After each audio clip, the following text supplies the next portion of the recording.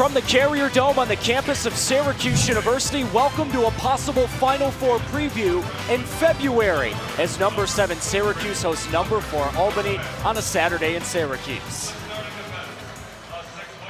Hello again, everyone. Evan Stockton alongside Sean Cameron. We have got one of the marquee matchups of the college lacrosse season. A couple of days after Valentine's Day, we cannot wait. Sean, last week, Syracuse, a big-time 21-4 victory over Binghamton to start the season. 12 different guys scored, but 2 guys really shined for Syracuse last week. As of right now, what Albany wants to do is beat Syracuse for the first time in 5 years.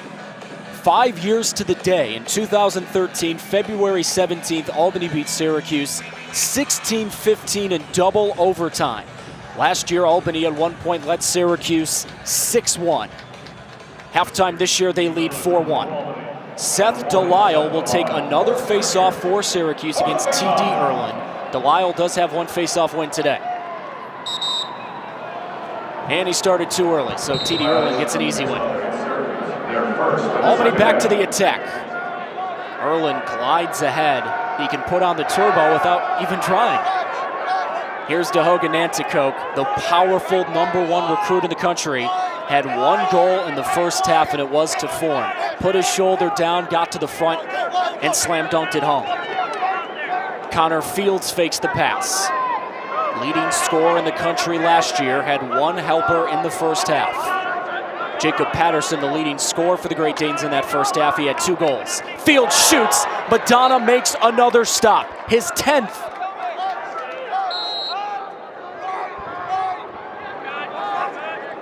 Clancy to Nanticoke. Nanticoke has been matched up with Tyson Bomberry all day. 2 Ontario natives staring each other in the face all afternoon. Nanticoke cannot shake Bomberry. Nanticoke puts his shoulder down, shoots, and scores! How do you stop that? What a goal. I mean, that's just the second time today, but I mean, he's proving how he just knows how to use his size and strength, getting past another Syracuse defender. Nothing Bomberry can really do about that. Trying to use the crease as an extra defender. Need more than that. When you're putting 1 guy on him, he's starting to figure out how to work that matchup with Bomberry after a half. And it worked once on Andrew Helmer, where he got his first goal, but right there, I mean, the bus just pushing and shoving his way. You can't have a couple compact cars try to stop. And even Bomberry, who's big himself, you probably need Marcus Cunningham, or you need a Helmer or Fusco to come over and help out, because Fields and Dahoga are going to kill you if you let them. On that goal, Syracuse wanted a crease violation, slight delay, but they did give the goal to Albany. So Nanticoke has 2 goals in his first college game, and Albany has the last 5 goals in this game. Who said big guys can't tightrope around those lines? Well, you look on the roster, and Nanticoke is 6'1", 235. Tyson Bomberry 6'1", 225. So he's really not giving up that much. Nanticoke at it again. This shot sails over the bar. That may have been tipped. Last year, Syracuse erased 4 goal deficits 3 different times. If they want to win today, they're going to have to do it again. Jacob Patterson had 2 goals in that first half. Sophomore from Arizona, was on the all-conference rookie team last year. 23 goals on the season. Fields moving on Mellon. Fields spins. Fields slips, and he gets back up. McClancy moving right. Back to Connor Fields. Fields looking for space. Nick Mellon is giving him nothing. Nanticoke shoots, bounced it wide. Sean Eccles backs it up. Great Danes have had all the time in the world to operate on offense in this second half. McClancy draws the long pole. Not turned on the shot clock yet. It's been turned on a couple of times today for Albany. McClancy pass in front. Ray's second attempt is good. Justin Ray's first of the season. And we have the same score as last year at 6-1 Albany. Heaven, but these Great Danes are rolling, and I know they wanted to come into this year and say this is a new team, but you know what, right in front, great fake, you move Madonna up, and how about that? Yeah, let's take a second look at that. Fake the shot, get him to come up, and you have a wide open goal. Yeah, give me a little fist pump from the senior. I mean, show some emotion out there, because I know Albany said, you know what, we didn't even talk about it after the game last year. We just put it behind us, and they really went on a great streak, finished 15-3, but you know what? You know this game carries some weight. You know you want to turn some heads out of people say, really, Albany's third or fourth best team in the country? Not used to seeing that, but they are starting to dominate this game, and it starts with that man right there with the ball who is just continuously one possession time and time again and not even let anybody touch the ball on attack for Syracuse. T.D. Erlin has won 8 of the 10 face-offs he's taken. Last year, he won 6 of the 21 he took against Syracuse. You think that wasn't on his mind coming into the game, Sean? So I'm saying you have something to prove if you're Albany. I know it's game number 1, but you want to make a statement, especially on the road. Syracuse has not scored since the 11:50 mark of the first quarter. Albany looking for 7 unanswered. Nanticoke's bounce shot is in. A hat trick in his first college game. Look at that smile. 7 unanswered for Albany. It may feel tropical in Syracuse today with the mid-40s, but here inside the dome, you can throw some snow at one another. That's what Indy and I are going to do at halftime. Evan Stockton back alongside Indy at Timpton. A big crowd here at the Carrier Dome, and right now they're watching the Orange up on the Pittsburgh Panthers 22-13. Look at that little girl in that bow. How cute is that? So cute. She's got her matching bows and everything. And when this place is roaring, there's really nothing like it in the country. Sometimes referred to as the Loud House. Syracuse fans really know how to get their team fired up. Trying to break the attendance record today that was set last year against Notre Dame. We'll have to wait a little bit to see officially if the record was broken. Pitt's got it back. Syracuse on a 12-2 run right now. Syracuse is doing a pretty good job of keeping Pittsburgh out of the paint. Pitt has no free throw attempts on the game still. Whitney's entry pass missed everything. Isis Young picks it off. Isis Young hits the turbo. Missed the layup. And a foul committed inside. They called an over and back on Digna Strautmana. Now Whitney's got to do a little bit better job, to start the second quarter out. That was a great push right here. She's able to get in, but the ball didn't quite roll in her favor. But we do see Syracuse attacking the paint, trying to get inside. Just a little too aggressive. Mangakakia almost stole it. Call a jump ball, and it's going to Syracuse. They've got the possession arrow. Yeah, she's continuing to struggle. She hasn't put any points up for her team and had a few, pretty bad turnovers. And that's the leader of the team right there. She's got to take better care of the ball. Susie McConnell-Serio trying to coax her team back in this game. Had a tough game against Louisville a few days ago at home, the number 2 team in the country. They were down by 4 at halftime to Louisville, but ended up losing that game by a substantial margin. Young's pass intercepted, looking for Strautmana, and Walters picked it off. You're Pittsburgh, you got to get a bucket on this play. Go to the corner. First touch for Pica Rodriguez. She did not play the other day against Louisville. Rodriguez has got it back. Got to look inside. There's still somewhat of a mismatch. Walters has got size advantage in there. Diop does it herself and scored. She's great. She can do it off the dribble, from the three-point line, and off the attack. Get points for Pittsburgh whenever she really wants it. Nikki Oppenheimer in the game. Fox turnaround jumper is no good. It's got the rebound. Fox is doing great all year, coming off the bench and providing great offense and defense for her team. Diop travel. Took one too many steps, and SU gets it back.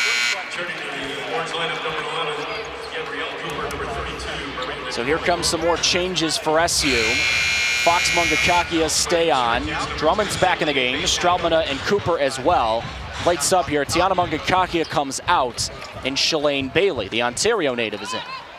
And Cooper sometimes gets forgotten on the offensive end as well, averaging, double figures for her team, and has played really well this year. Bailey for Drummond. To the baseline and Strautmana. Bailey left open, and she gets the friendly bounce. That was a great pass there.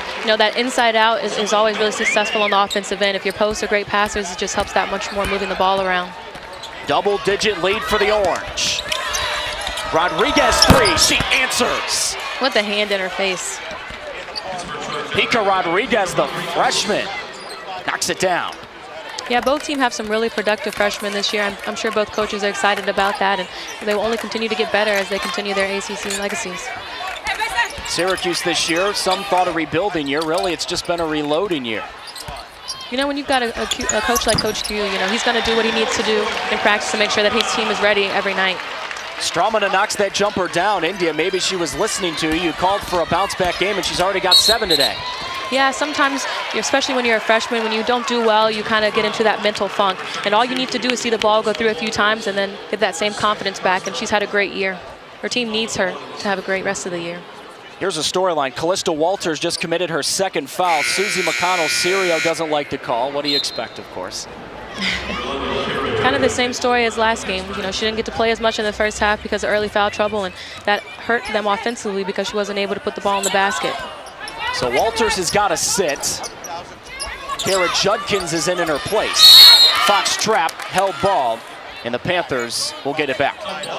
If you're Syracuse, you want to get the ball right there around the free throw line. It's going to help to make the defense collapse around you and help your shooters be a little bit more open, but you got to catch it and chin it right there and be strong with the ball. 9-point lead here for Syracuse. It's been up to 10 here in the second quarter. Panthers led at one point, 11-10. Whitney, the trigger man. Last game, you know, she dealt with a lot of full court pressure as well, so she's a little bit more used to handling it as she did right there. Odd to see Yassine Diop miss an open shot like that. Drummond in transition. Wild scoop shot, and she drew the foul. You know, that was one of the things we talked about that Pittsburgh needed to do. They needed to attack, and they haven't really done that to this point, and they're paying for it on the other end because Syracuse is doing just that in fast break and in the half court.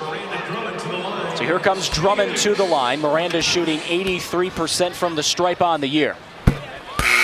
That'll go up. She just made the first. India, what have you seen today so far from Miranda Drummond? It seems like she hasn't been cutting along the baseline as much as usual. Yeah, but she's keeping her man in front of her. Sometimes, you know, when you're a super threat on the offensive end, you slack a little bit on defense, and today she seems to be doing her job on both ends of the floor. Last time Drummond was in the Dome against Florida State a couple of weekends ago, she scored 38 points. Yeah, that was a great game for the Orange and Journal, and she had a great game as well. Won't probably be able to do that every night, but that confidence will help you play that much better when you come home. Cooper from deep. Why not? Gabrielle Cooper, 3 made threes, and the Orange is up by 14. Yeah, the energy is in the Orange favor. You know, the points are in their favor. Pittsburgh's got to find something that's going to work for them. They put it in the hands of Yassine Diop, their leading scorer. Now to Rodriguez. The freshman has made a 3 here in the second quarter. They got to get it inside a little bit, get some post touches to help get their guards open. Diop on the drive. Leaner's no good. Even on that last one, we see 3 Pittsburgh players already headed back to half court just when the shot's going up. They got to get inside and help their post players rebound. Syracuse goes inside with Finkley. Amaya Finkley gets the friendly roll. First down 10 for the Deacs at their own 37. 4 to go in the third, and they're down by a touchdown. Wolford takes the shotgun snap, gives to Colburn running right. He's across the 40-yard line and down near the 44-yard line. Paris Bennett made the tackle for Syracuse, but that's a gain of 6 on first down for Wake Forest. Here comes a 2nd down and 4. Wolford in the shotgun, Colburn on his left hit. 3 wide set to the left side. He takes the snap, fakes the handoff, throws to Tabari Hines far side. He makes the catch. He's got the first down up near the 50-yard line, but there's a flag on the play. Hold on. Dave Clausen, the head coach for the Demon Deacons, is furious on the far sideline. More, that was thrown in the area. Typically, you see illegal motion or illegal formation because the offensive team did not line up properly. Here's the call. Illegal formation, offense, 5 players lined up in the backfield, 5-yard penalty, 2nd down. More, what that means as a wide receiver, sometimes you have to line up right on the line, sometimes you have to line up off. That time, someone did not line up in the right spot, and Wake is backed up. Here comes a 2nd down and 8. Ball spotted at Wake Forest 39-yard line. Clock stop with 3:32 to go in the third quarter, and Syracuse up 41-34. Originally, they were going to spot that football on the far hash, and now they bring it to the near hash. John Wolford, the senior from Jacksonville. And the shotgun is his junior running back from South Carolina. Matt Colburn shifts from the left to the right side of the formation. Wolford's got the 2nd down shotgun snap. drops back in the pocket, throws over the middle. Serenay makes the catch near the 45-yard line of Syracuse. That's exactly where they'll mark him. As the tackle is made by Zaire Franklin. Here comes a 3rd down and 2, and the Loud House once again rises to its feet. Wolford walks to the line and communicates with his offensive line. Here comes a 3rd down and 2. 4 wide set. Matt Colburn on his left hip. Under 3 minutes to go, 3rd quarter. Syracuse clinging to a 41-34 lead in a game they need if they want to make a bowl game. Wolford in the gun. Takes the snap. Keeps it himself. Running right on the read option. Alton Robinson misses the tackle. John Wolford lunges his shoulder forward. It depends on the spot if he gained the first. Scoop Bradshaw was there to help push him out of bounds.